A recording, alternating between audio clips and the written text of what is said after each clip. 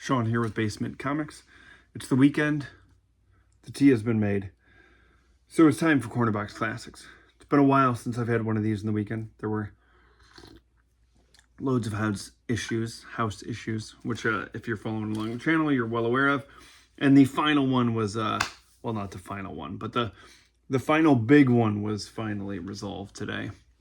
And, you know, there was a moment of panic as water was spraying out of a pipe directly above Kirby Fantastic Fours. But we were able to crimp it, and I've been keeping an eye on it, and there seems to be no issues. Anyways, normally I don't do the bike ride on these, but one of my favorite Claremont Colossus tropes in comic books is when he rips trees out of the ground. And Hank and I were on a bike ride the other day, and we stumbled upon a tree that needed to be moved. And he was like, "Dad, we should get a chainsaw." And I was like, "We don't need a chainsaw. I can barehand it." And, you know, that's how it goes. So we're going to cut to one of my old jams as we do a bike ride. Then I'm going to be back to talk about comics that I would have biked up to the shop and picked up on September 7th, 1982.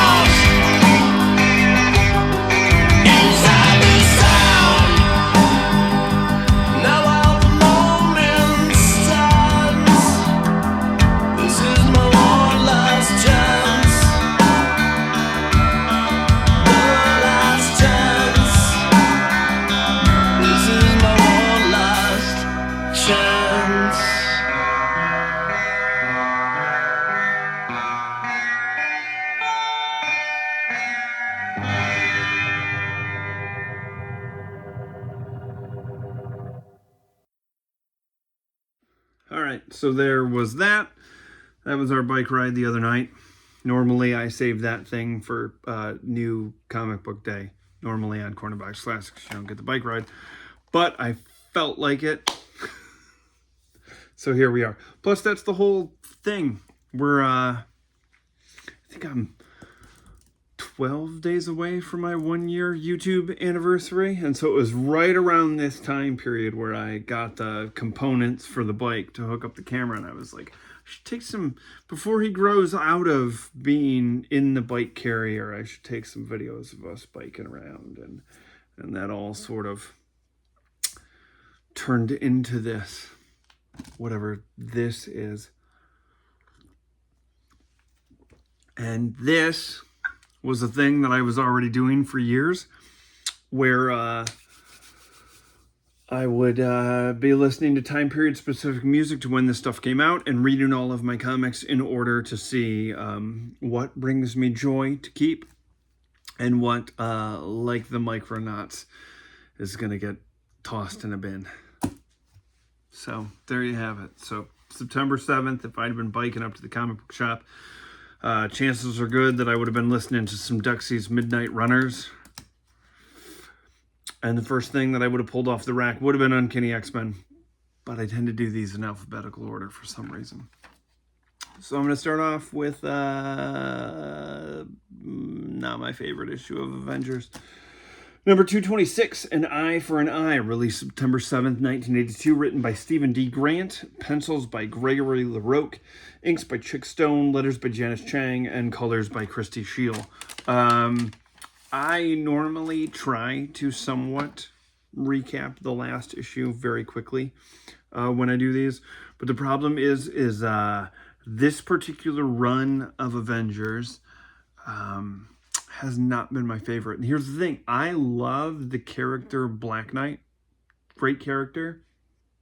And so I'm happy with the outcome of this issue. But as far as did it hold my attention or was I dozing off during it, it's probably the dozing off part. This feels like I stopped myself midway through and I was like, when does Roger Stern take over for the Avengers? Because I've been like really looking forward to reading that run. And I was like, oh, it's next issue. And I was like, okay. So this sometimes, like I've noticed with modern comics, and it was kind of nice to have this moment happen with a comic from 1982 where I was like, oh, is this just like a filler arc?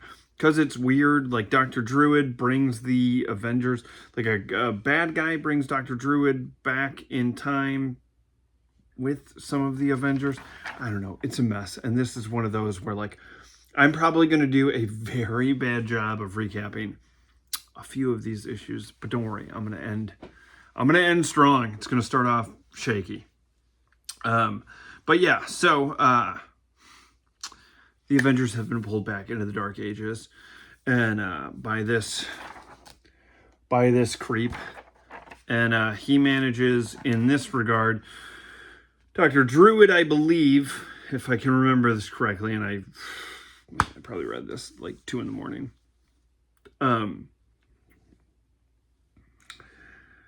Dr. Druid winds up pulling She-Hulk and Thor back, and they wind up defeating this dude. And so then it cuts back to the bad guy in the 12th century with Cap and Hawkeye and Wasp, and he's making pretty easy work of them because 2 of the strongest Avengers have been pulled back to present day with the whole Dr. Druid thing. And so it is basically just an Avengers punch-up, which is fine, but it's just sort of villains that I kind of don't care about throughout this. The art's good. Like, it's weird, because this is where the hypercritical part of, like, new comic books come in, because, like, if this was released, it's like, this is not my favorite issue of Avengers. Like, this is not going to be, this 2-part storyline is not going to be something where I'm like, oh man, can't wait to go back and reread Avengers 225 and 226. If I'm doing a complete reread again, I will absolutely read them again. But like, it's not like I'm going to be like, oh man, it's a nice night out. It's breezy. It's a little chilly. I'm going to have a bonfire and I'm going to read these 2 issues of Avengers. That's not going to happen. So, like I said, straight up Avengers punch-up. You get some good Black Knight stuff in here, which, again, the payoff for this issue. The Black Knight was turned, like, into stone in Defenders 14. And that, in real time, 10 years, I think, since that's happened. So me being I read all of that Defender stuff, enjoyed it. Black Knight is a bit of a confusing character, but I enjoy the character because I enjoy that particular character because of 90s Avengers bomber jacket era where he had like the ebony blade that was like a lightsaber. Like, I enjoy that run just because of me and my pal like playing with our toys, and like that sort of reminds me of that just time period, so I'm drawn to the character there. But as far as like the history of like the older Black Knight, it's a wash to me and confusing, you know?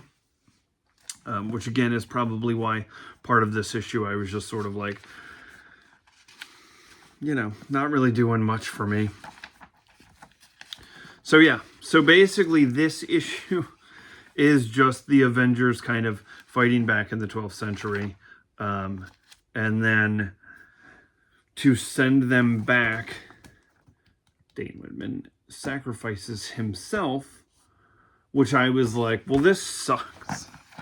Because I was excited to see the character again, and I know he appears again, and I was like, crap, this is it going to be another 10 years before? Because I remember when I was reading Defenders, I was like, oh, cool, I'll get more Black Knight, which I was excited about.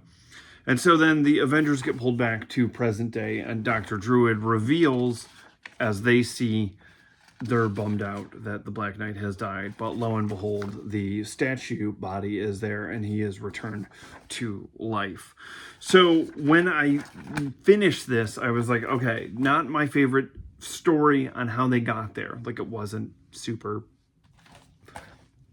it's not my favorite issue. But I'm happy with the outcome. I'm happy with the fact that the Black Knight is back in play, and maybe he's going to be joining the Avengers this time around. I don't know.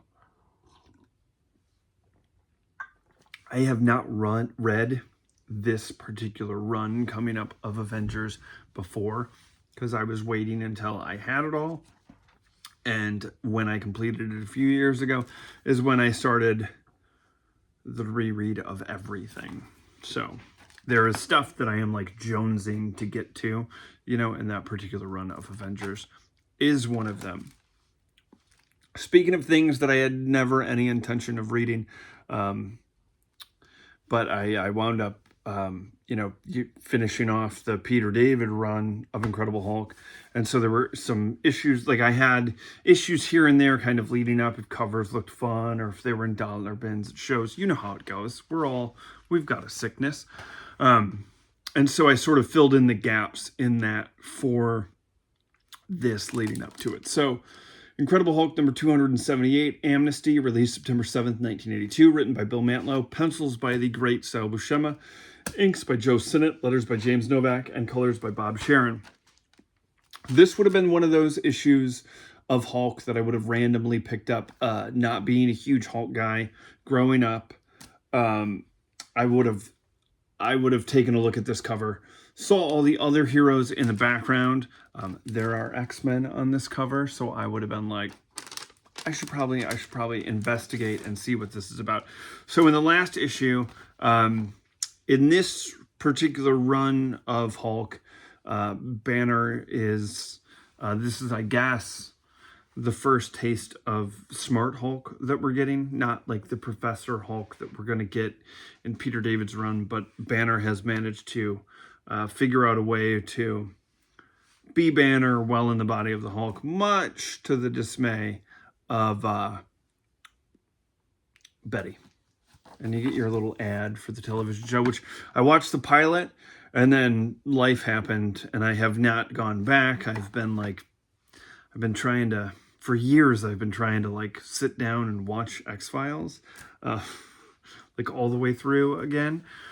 So I've been doing that, and Next Gen and Deep Space Nine. So I haven't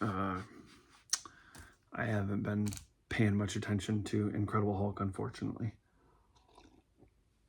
Not to go off on too much of a tangent, but me and the wife watched the first Terminator and the second Terminator the other day. And I was like hesitant because I'm just like, oh, when I was a kid, these were like fun action movies about what could possibly go wrong, you know, if Skynet were to take over. And it's like just not as much fun now that we're actually fucking living it.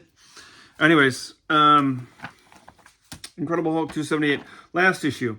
Hulk fought the UFOs live on television and wiped the floor with them.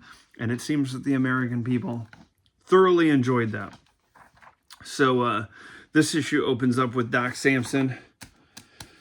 He caught the broadcast, so he headed out recognizing Gamma Base where it was at, and he stumbles across a very pissed off Betty, who is thoroughly upset about the fact that, like, after all these years of being tormented by the Hulk and just wanting to be with Bruce, you know, she is obviously upset with the fact that Bruce has chosen to stick it out with the Hulk instead of curing himself. So she's upset about this. She explains, you know, hey, he mopped the floor with the UFOs. That's where they are. And, you know, Samson's trying to, like, kind of, like, bridge the gap here and be like, you might be being a little too harsh on Bruce. But she's like, no, stuff it. Like, pretty pissed off at Bruce. Then we cut to Barit's ship. She's a whole other thing that, like, I'm only 6 or 7 issues into reading any Hulk at all, and Barit is an odd one to me. Clearly, like, she's flying her ship with her face. It's cool. It's comics. But she was obviously from her planet making, like, a documentary about the Hulk, and now is kind of upset because that seems to be no longer an option. And clearly, I believe that she has some feelings for Hulk, but he still clearly cares about Betty. Is upset about her reaction to everything that's going on, but it is what it is. So then we cut to the Baxter building, and Sue is hanging out with Franklin, and all of a sudden, the Hulk is just standing in the doorway, which would scare the crap out of anyone. Like, that would terrify me.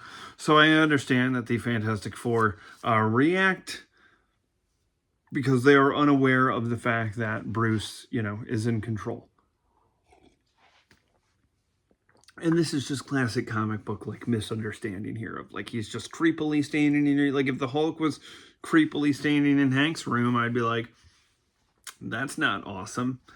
And I'd, you know, yell, it's clobbering time, I suppose, too. So he eventually explains, like, you know, I've managed to put the 2 and 2 together. This is all a big misunderstanding. They do. And then it cuts to the White House, where they are going to be, like, absolving the Hulk of any of his crimes because of him taking out the UFOs on television. Thunderbolt Ross is very upset about this, but they give him amnesty, and there is this kick-ass double-page spread of basically every Marvel hero at the White House for Incredible Hulk Day, I guess. I'm not a fan of Mark Jewellers. I don't like anything in the middle of the comics that's like, I don't know. I'm not a big fan. So then all of a sudden, as they're giving the Hulk amnesty, there is an invasion unleashed, okay? So then it is all of our heroes fighting off these aliens, and Barit notices that these are like, those, I don't know if this is really an invasion because those look like things from my movies. And so it's a couple pages of our heroes going after them, fighting them. It's good stuff. It's Sal Buscema art, which I absolutely love. Like, I don't know, I think I've said this, but I tend to get some pushback on this, but personally, I prefer Sal over John. This is no slight to John. It's just me. I think I read more of Sal's stuff in, like, Spectacular Spider-Man when I was growing up. So I just kind of leaned. And he's one of those dudes that I just feel like can draw anything. Like, there's certain cats out there where you're just like, you see their name on the book and you're like, oh, this is going to be a good read. Irregardless of, you know, like, good writing with good art. That's the best. Not so great writing with good art. The art can sometimes elevate the story. Good writing with bad art, that's tough. That's tough when it comes to comics. So there you have it. That's my feelings anyways. So again, it's page after page of all of these heroes fighting this alien invasion, which is an absolute blast. And then all of a sudden, like, the alien fleet just vanishes. Like, and everybody just thinks that this is normal, like they're just vanishing. And it is revealed that the leader was the one who set that in motion. So I've been enjoying this Incredible Hulk run more than I thought that I would. Like, because the thing that steered me from not reading Hulk books growing up was I just assumed that it was just like, oh, hey, here's an issue where Hulk is misunderstood and a fight starts and Hulk smashes things. And I didn't know, like, and this is like my own like ignorance when it came to the Hulk, you know, of just having other outlets of media, you know, seeing clips of the show or whatever. I thought it would be more like that. And so I've been pleasantly surprised adding that title in, how much I've enjoyed it. I have no doubt that I will love the Peter David run from the bits and pieces that I read growing up. So yeah, so far so good on all of that. Power Man and Iron Fist number 88, No Deadly Drugs, September 7th, 1982, written by Denny O'Neil, pencils by Dennis B. Cowan, inks by Carl Potts, letters by Michael Higgins, and colors by Christy Shield. I really love this cover. I think that cover's great. Him throwing the telephone pole. I have been reading, so I picked up a complete run of Power Man and Iron Fist a few months back. And when I am not reading Cornerbox Classics books, and when I am not reading new books, I've been trying to read anything that's been left over that I didn't catch in Cornerbox Classics. Like I have, like, you know, I'll occasionally pick up like a classic issue of Daredevil or something like that. And I'll read that on like the off nights when I'm not reading this type of stuff, just to sort of break it up if I need a break. Or anything that like I started like filming the Cornerbox Classic thing from about October 1981. So anything that I sort of get now that fell before that, and this happens mostly with Thor and Daredevil, it seems, because everything else was pretty solid leading up to that. I've been reading those, and I've been reading the issues that I didn't cover of Power Man and Iron Fist. And so I've been sort of reading Power Man and Iron Fist from the beginning, but also tossing it into this, which is a weird way to read it. Because I think I'm up to like issue 60 normally. But obviously I am reading 88. So eventually I will catch up. I did the same thing with Micronauts when I added that in here. So I'm enjoying the book. Like I read the other day when I read 56 and 57, I love that arc of Power Man and Iron Fist. And it's, you know, there's X-Men in it. It deals with the living monolith, Havoc, the X-Men pop up in it. So of course, like, I'm going to dig that issue. This issue was good too. We get dumped immediately into, seems to be there's some drug issues going on in the building that Luke Cage is living in. And so he finds out that some people in the building are taking this drug called Acid Z. And so basically he takes off to go beat up the guys that are selling Acid Z, which appears to be a theme amongst the Power Man and Iron Fist book. And like I was thrown off here because like Danny is dressed like he just doesn't look like the Danny in the earlier issues that I've been reading. So I was a little bit thrown off. Then he hops in a cab and it's Jake Lockley and he's like, oh, I wonder if he recognizes me as Moon Knight, which is like, why would he? You're a cabbie. You're not dressed like Moon Knight. And so basically like Luke and Danny go and try to stop these drug pushers. So they're headed down to Chinatown.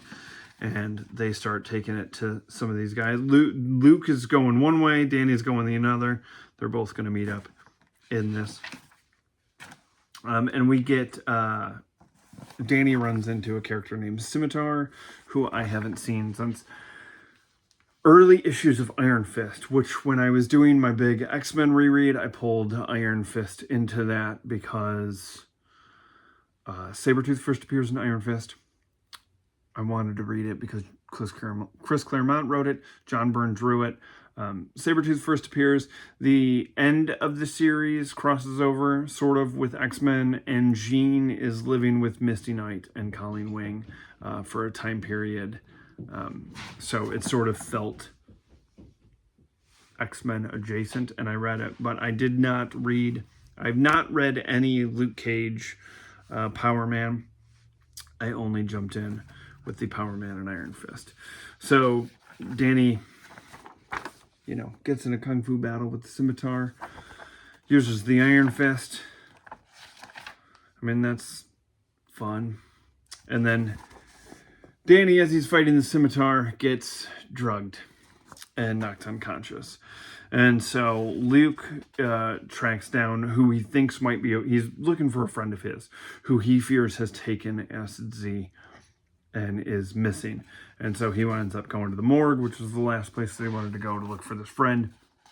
Find someone else that he recognized, but it isn't him. This page got me a little bit confused because I was reading this thing where, like, Luke is discussing the morgue thing, and he's kind of walking this way, and then it cuts to, without telling you, to the friend that he's looking for on this bridge, and you see a guy walk by, and he's like, hey, you looking distressed? And for some odd reason, I thought it was Luke, and so I was a little bit confused there. And so this friend of his kind of works it out. Danny and Luke wind up running into each other in their trying to track down all of this, and wind up just happening to stop that drug pusher and running, like they just run into their friend on the bridge, and he throws the drugs off the bridge. And so I was like, this isn't the best issue. Like, Incredible Hulk was good, but this Avengers and the Power Man issue, I was like, oh, not really. Like, I don't know if it's me. I don't know if it was too late and I shouldn't read comics when I'm sleepy. I should probably just go to bed. But what are you going to do? Uncanny X-Men 164, Binary Star, released September 7th, 1982. Written by Chris Claremont, penciled by Dave Cockrum, inks by Bob Wyachek, letters by Joseph Rosen, and colors by Janine Casey. By now, we know what's going on. Everybody has been infected by a brood. The brood ran some experiments on Carol. And I would just like to say, I'm sad that they did, but also happy that they did, because I really like Binary. I like this era of Carol. And I would just like to note that this is the final issue of Dave Cockrum's return to the X-Men. And when I was younger, I was an idiot and said that I didn't like Dave Cockrum's pencils. And I'm a dummy because he is fantastic. And I just like to call out the fact that I was an idiot every time that I'm like, oh, look at how great these Dave Cockrum pencils are. Because it just, you know, sometimes you're a dumb kid that gets dropped in the 90s and you think that's good art. And then it takes a little while for you to grow up and realize, like, nah, man, Cockrum, best, I mean, the laundry list of stuff he gave me. Crazy. So, Brood are flying through space, going after the X-Men, because they are clearly pissed that Wolverine has expunged the Brood egg from them, but they also need to get a hold of the X-Men because they've, you know, got Brood eggs in them. And there is a mention where the X-Men, as they're being chased by this Brood ship, are like, what kind of weapons are on this? And I have read this issue so many times, but I don't know why I never caught that, like, the Shi'ar dude is like, this is a pleasure ship? And I was just like, yeah. The Zri Shar is a pleasure craft, not a warship. So this is where the Shi'ar have their orgies. So Wolverine, like Cyclops he's basically like, I can tell that Wolverine is withholding some information, but I'm not sure what. But we're obviously getting blasted at by the brood ship, so we need to sort of figure this one out. Great stuff here as Wolverine and Carol like do find some weapons on the ship. Thankfully, this pleasure craft has a few. And so they start firing back, and then we get one of the things that I love about Colossus during this time period is his sort of, I love the fact that one of the things that I find most interesting about Peter Rasputin is just how filled with doubt he is.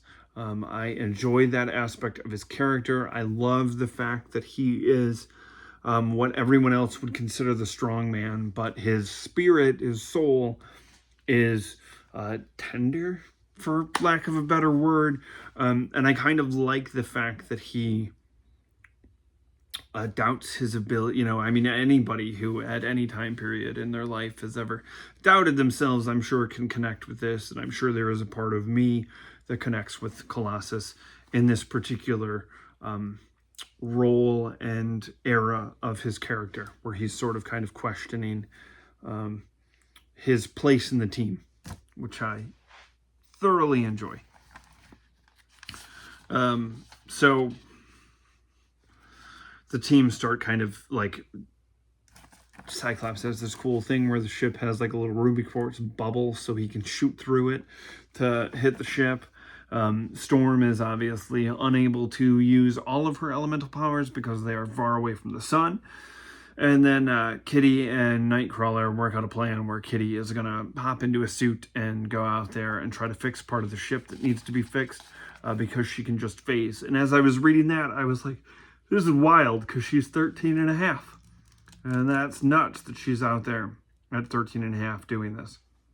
And so she is blasted, but supposedly not too bad that we know of at this point.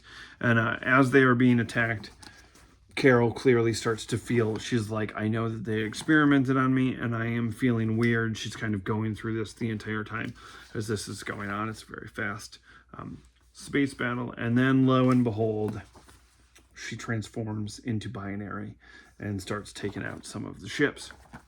Then we cut to Xavier's, where it is just in the house. It is just young Illyana, back from Belasco's dimension. And it is just the two of them having dinner. And sort of like it's just a pleasant moment between Charles and Illyana as you know, realize that she's sort of figuring out if she has any mutant powers. And Charles is kind of doubting his ability as a teacher and is looking forward to Moira coming back to the school at this point so she can kind of do a little bit more of the caregiving to Illyana because Charles is having a rough go of it right now. And so then we get like our first true shot of Binary. Cool costume. And basically the ship has been damaged enough at this point where like they're just floating in space. And this was like, it's interesting because like this is very reminiscent of the beginning of Endgame, where like the ship is kind of just floating there. They're on life support. Lilandra is explaining to them like, this isn't going to last. Like we're going to die out here. And so that's when Carol's like, well, I could probably charge up the ship and we could get out of here. So that's what she does with her Binary powers. Did she become Binary just solely for this plot device? Maybe, but who cares? Because it was done well and I love it. And we get another Dave Cockrum costume out of it, which is fantastic. And so, yeah, it's just the birth of Binary in this regard. And so she's sort of talking to Colossus at this point about how she feels about like Carol's life on Earth and where that's supposed to be and how she never dreamed that she'd be like up in the stars, etc., etc. And so she's thinking about possibly staying. And then Nightcrawler is fixing up as the resident team doctor here. He's sort of fixing up Kitty and her injuries should be worse off than they actually are. He kind of expresses this to Lilandra and Cyclops, and then they run into Wolverine, who starts to basically explain, because Cyclops is basically like, you've been holding out, what's going on? And so Storm also, on her own, recognizes that she believes that she has something growing inside of her. And so she, as she realizes this in these great panels here, just like blasts Cyclops through the airlock and then takes off in a ship. And that's when the team discovers what's going on. Carol overreacts and blows a hole in the ship, and just like Colossus ripping trees out of the ground, the X-Men getting blasted out of blackbirds and spaceships is par for the course for them. And so we will see how that shakes out next month in issue number 165, which is the start of the Paul Smith run, which I love. So the last thing that I would have picked up on September 7th, 1982, if I had pedaled up to the shop, would have been Vision and Scarlet Witch number 2, Faith of Our Fathers, released September 7th, written by Bill Mantlo, penciled by Rick Leonardi, inks by Ian Aiken and Brian Garvey, letters by Janice Chang, and colors by Bob Sharon. First issue, loved it. It's a great little Halloween tale. Made me think of the show. Speaking of shows, what a bummer that they canceled Wonder Man. I was pretty bummed about that. Okay, so I love the first issue of this. Second issue opens up with this great Leonardi page of Vision with just an absolutely mangled and melted hand. And I love the framing device of this, because as I was reading this the other night, I was like, what the hell did I miss in issue number 1? I don't remember Vision melting his arm at the end of that. Like, the thing that I sort of liked about that first issue of the mini was it didn't really leave, it sort of ended that first issue, and it was kind of nice that it wasn't, you got a whole story in one issue of a miniseries. It was nice, kind of like the Hercules miniseries. So I was like, what am I missing? And like, I mean, the team is just like, Wanda's been messed with, Wizard's dying over there, and these two cats are just going at each other. And I'm like, I don't remember any of this from issue number 1. And here's why. Because that's the framing device of, you see what's going on here, and then it's to the before, which I was like, oh, duh, this is fantastic. So, end of issue number 1, the Wizard shows up, and he is desperately trying to get his son out of the hospital, his son Nucleo. So Robert Frank there. Pietro and Scarlet Witch are aware now that they are not his biological children. And she is expressing this to Pietro, who is on the dark side of the moon, or the blue area of the moon. Just had Luna with Crystal, as we saw in Fantastic Four. And so she's basically like, hey, his kid, Nucleo, like Earth doctors have sort of done all that they can, like human doctors have done sort of all that they can with this.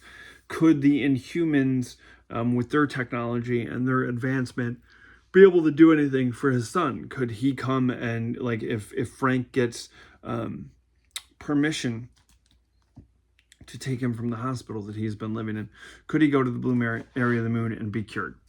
And so that's sort of where it's at. And Pietro is being Pietro, which means that he's being kind of a dick. And so he's basically like, this dude isn't our dad. Why do you care? And she was like, he's an old man, and like, he doesn't really have anyone other than his son, and he was there for us when we thought we didn't have parents. Like, he took on that role, so why am I going to break his heart? And I just sort of like seeing that side of Wanda and her inability to want to just crush kind of Robert's thing that he's got going on there. So You can tell that Crystal does a little massage in there, and he's finally like, sure. He can come there. And so they leave, and then Vision is kind of like, why haven't you told him that you're not his daughter? And she sort of re-explains, like, I don't need to do that to him. So they agree to go and visit Nucleus. So then it cuts back to now, and we see clearly, we're like, okay, something went wrong when they go to visit Nucleus, and he is being attacked. And then it cuts to the before, where they arrive at the hospital. And the hospital, even though Robert has gotten like a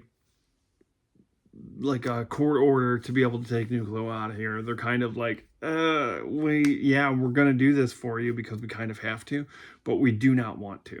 Like, this environment, this like bubble, and these caregivers that he's been in this entire time, this is the only world that he knows. And so then we are introduced to the doctor who has been the main person taking care of him. And, everyone kind of clocks that he's, a little too comfortable in his radiation suit. And kind of, he gives off, look at that panel. That does not look like a happy dude. So, once again, it kind of cuts back to the fight. You realize that the wizard is alive, but he's barely holding on. And Vision is pissed. One of his arms is mangled. And he's quite upset with Wizard for getting them into this. And so the doctors are trying to explain to Scarlet Witch, hey, this is like the best environment for him. We don't think that he should be taken out of here. And that's when it's revealed that this doctor, Dr. Bischoff, has found supposedly a cure for Nucleus.